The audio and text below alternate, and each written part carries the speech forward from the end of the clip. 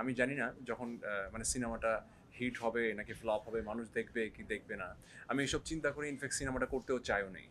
আমার কাছে সবসময় মনে হয়েছে যে অ্যাজ অ্যান আর্টিস্ট আমি বিয়ন্ড মাই লিমিট কিছু করতে চাই। মোটামুটি সবার সঙ্গেই অনেকের সঙ্গেই আমার আলীর এক্সপিরিয়েন্সটা শেয়ার করা।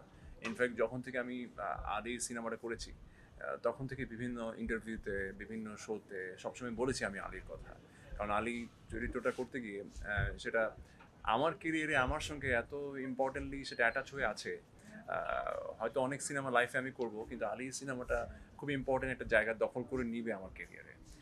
শুধু জাস্ট খুব হাই বাজেট ছবি বলেই আসলে আমরা ছবিগুলো দেখবো, কিন্তু যেটা হচ্ছে একটু লো বাজেটে নির্মিত ওই ছবিটা আসলে আমরা দেখতে চাই না বা দেখবো না, বা ওই ছবিকে আমরা প্রমোট করবো না, সেটা হলে একটু ইনজাস্টিস হয়ে যায়। কারণ এই কারণেই হয়, কারণ হচ্ছে আমরা দেখেছি যে নর্মালি তো ঈদ ছাড়া ছবিটা রিলিজ হয় না বাংলাদেশে।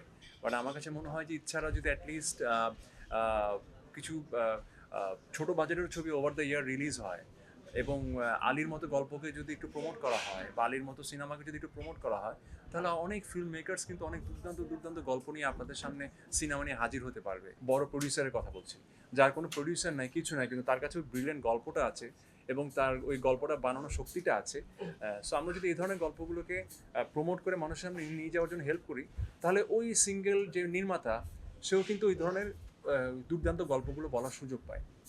আমরা কিন্তু সিনেমা হলে যা দেখি না দেখি, আমরা কিন্তু ঠিকই দেশি বিদেশি বিভিন্ন ওটিটি প্ল্যাটফর্মে আমরা ডিফারেন্ট ডিফারেন্ট গল্প দেখছি। ওটিটি প্ল্যাটফর্মে কিন্তু খুবই আলাদা ধরনের গল্পগুলো বেশ জনপ্রিয়। ওখানে কিন্তু পপুলার যে সিনেমাগুলো, ওগুলোর ট্রেন্ডের চাইতে আপনি দেখবেন খুবই নর্মাল হিউমারের গল্প দেখবেন ট্রেন্ডে 1 নম্বর বা 2 নম্বরে থাকে বা টপ 10 লিস্টে থাকে। তো যে ছবিগুলো আমরা ওটিটিতে আসলে প্রমোট করছি এবং ওটিটিতে আমরা টাকা দিয়ে দেখছি, সো ওই ছবিগুলোই যদি আমরা আবার সিনেমা হলে দেখার জন্য প্রমোট করি বা দেখার সুযোগ করে দেই মানুষকে, মানুষকে যদি আমরা এটা বোঝাতে পারি যে এটাও একটা সিনেমার ল্যাঙ্গুয়েজ, তাহলে আমার কাছে মনে হয় যে বাংলাদেশে প্রতি মাসেই 2টা করে হিট সিনেমা আসবে।